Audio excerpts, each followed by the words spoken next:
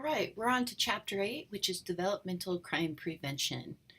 All right, so developmental crime prevention targets the potential of individuals to become criminal. The basic assumption is that the criminal and deviant activity is a result of early life experiences and learning. Focus is not very different from core criminological theories about crime and deviance, and the emphasis is on what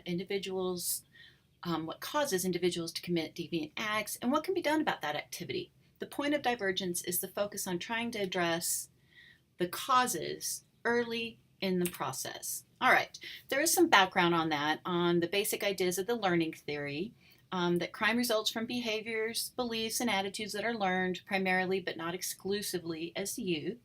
But you have to be careful with this as well because you have that nature versus nurture issue.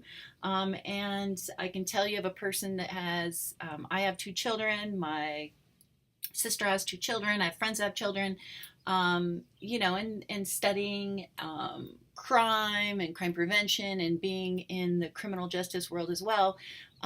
There's no 100% thing that works or theory. We're all just out there trying to do the best we can to see what causes what and the best we can do to control it and look at different models and all of that. But so make sure you always keep in mind that nothing out there is 100%, but that we have to start somewhere in looking at what we're doing and always improving that. All right, so there's the elaboration model.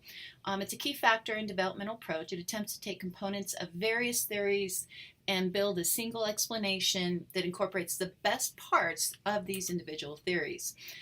Your textbook goes into a study done by Tremblay and Craig, and they look at three theoretical models.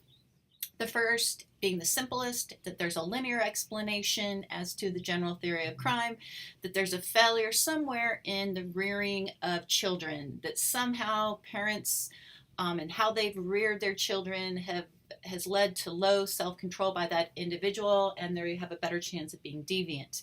The second model assumes that there's multiple pathways to offending when they get older, that it could be youthful misbehavior that emerges at different points. And then finally, the last model assumes the elements of the strain theory, which is poverty.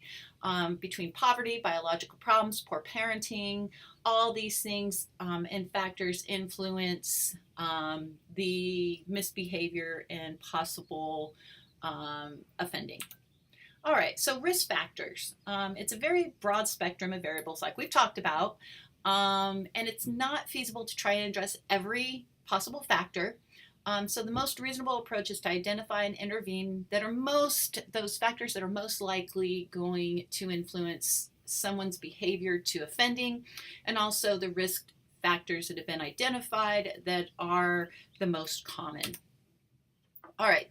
In 2007, Farrington came up with some individual risk factors and family risk factors. So individual risk factors was low intelligence, low empathy, impulsiveness, poor social cognitive skills. Family risk factors was a family that had criminals in their family or in prison and jails and offended, large family size, not a lot of supervision. The supervision that was done, there was a lot of harsh punishment, not a good familial attachment. There had been child abuse and neglect within the family, and a broken home where the parent, mother, father, or whoever were the guardians was broken somehow.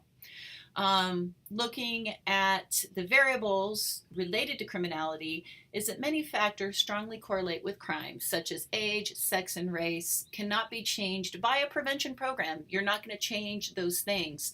So it's important to recognize the distinction between a simple correlate and a causal factor.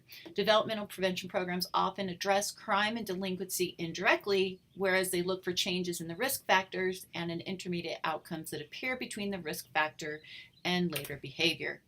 Skills training. This is something that's been around for a while. It seeks to teach children how to recognize problem situations and react in an appropriate manner. It teaches self-control, anger management, how to recognize feelings, emotions, identify needs and concerns, and how to solve problems. What's also kind of going off on the skill training is looking at different schools and what's happening. depending on a jurisdiction of a school district, let's look at high schools in particular, a lot of them have cut a lot of the extracurricular programs, such as you'll probably hear in the past, wow, they used to offer cooking and home economics and how to make a carpet and auto shop and engineering and computer building and programming and all these different things. And then you hear a lot of those programs are cut. And I'll give you an example. I know a jurisdiction in one school district that for extracurricular credits, the students can only choose between art and music. And then there's other schools and other school districts where they have like 100 different choices. So when students are able to pick classes that interest them and they learn these skills in them, there can be some amazing things that happen. But it goes back to, it's just not one thing. It's a variety of things that we have to look at and focus on. All right, and again, this goes to promoting alternative thinking strategies. We call it PASS. Again, this is taught in a regular classroom. It's a 5-year curriculum offered in many elementary schools, and it builds self-control, problem-solving abilities. So it's enforcing what should be happening at home with parents, and it's the PASS training. Evaluations reveal improved problem-solving ability with the students that take these classes, that go through the PATH training, reduced hyperactivity, increased planning activity, all kinds of less peer aggression, and conduct problems. So far it's been having really positive results. And I also know a number of classes that are starting to do these types of skill training in a regular class. So although we're not focusing specifically on the PASS strategy only, they're teaching a regular class focusing on the PASS strategy, which is pretty cool when you think about it. There's also parent training and Elmira Prenatal Early Infancy Program. And again, we're trying to, through the skill training, address skills that need to be taught to parents so that they can work with young children in promoting all of these PASS skills. The Elmira Prenatal Early Infancy Program targets subjects that are young, poor, first-time, and often unmarried mothers. They focus on health and health-related activities, appropriate care for the child, social and personal skill development for the mother. The evaluation of the programs shows that maternal abuse and neglect were reduced. In a 15-year follow-up, the children reported significantly less running away, arrests, and substance abuse, and fewer arrests of the program mothers. So pretty good. There's also a Syracuse Family Development Research project that targeted pregnant young single African American mothers, worked with families from birth to age 8. It did a home visitation. They focused on nutrition, child rearing, and children from the project have done better academically and have better self-control. The Incredible Years program, again, identified families where youth were displaying problems from the ages of 4 to 8. Parents received training, parenting skills, child component focused on helping them recognize their emotions, deal with anger. Teacher training taught about classroom management and giving skills to the youth. And again, the evaluations were positive. All right, there's preschool programs. And these programs are the best known one is Head Start. Hopefully you've heard about it. It's one that has been around a long time, and it focuses on disadvantaged youth that are not prepared to enter school with some type of intervention. There's also the Preschool program, and it starts with providing youth with a positive introduction to education.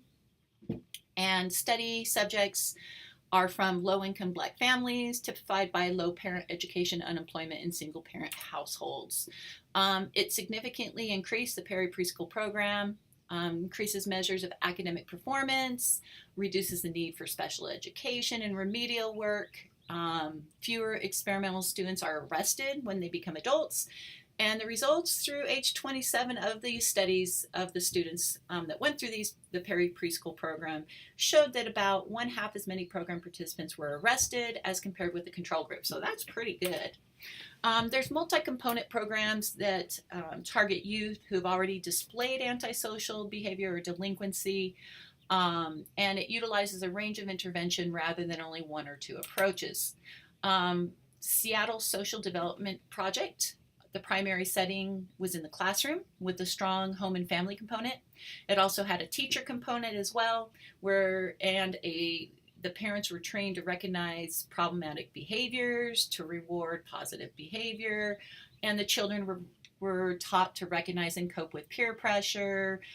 So lots of positive things again. The results, again, were overwhelmingly positive.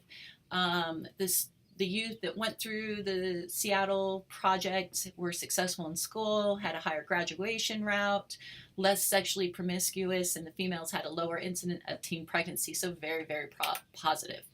Another multi-component program was Communities That Care. Unique and no single intervention or set programs addressing the problems, requires communities also undertake an analysis of the problems, which is great. And because I've always been a strong component in policing, that community policing works. So this was kind of looking at communities, since children grow up in communities. It did have the complicated task that requires involvement of a lot of individuals. So it takes a lot of coordination at multiple stages. Here is the different phases of the Communities That Care program. So there is phase 1, community readiness.